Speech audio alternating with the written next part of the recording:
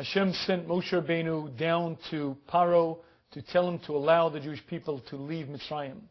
From the moment that Moshe embarked on this mission, everything turned badly for the Jewish nation. Not only didn't their plight improve, but it became much more severe.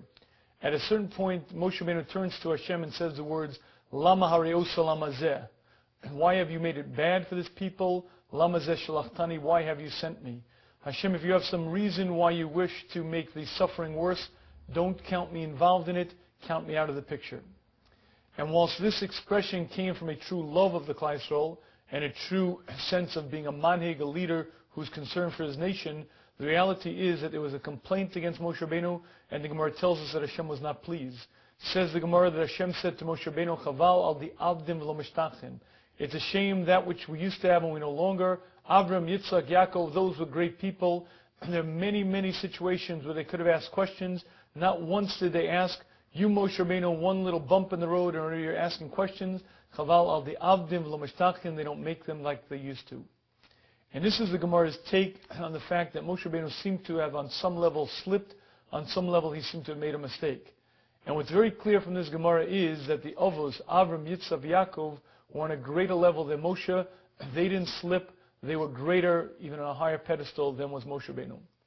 The problem with this Gemara, it really is quite obvious, and that is that the single greatest human being who ever lived was Moshe Rabbeinu.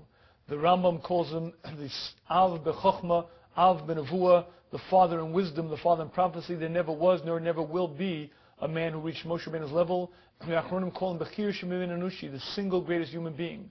So if we know for a fact that Moshe was far greater even than the others, how can we understand this Gemara when it tells us that Moshe Rabbeinu did not quite reach the level of the others?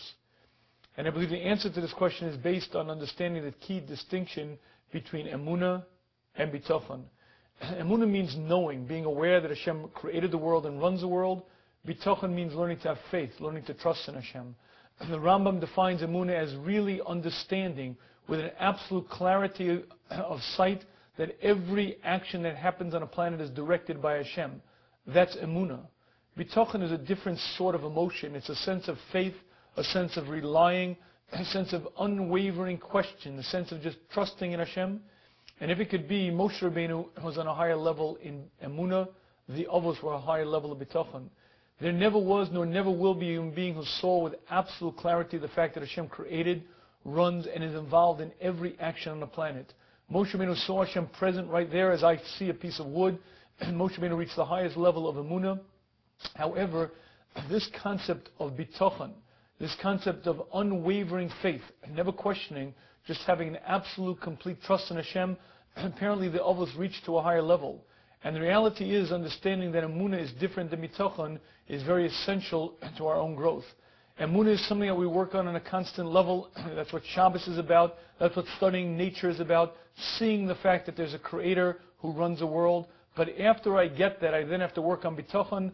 Bitachon is training myself to trust in Hashem, training myself not to question Hashem, training myself to understand that Hashem has a much greater understanding of what's good for me and good for my future.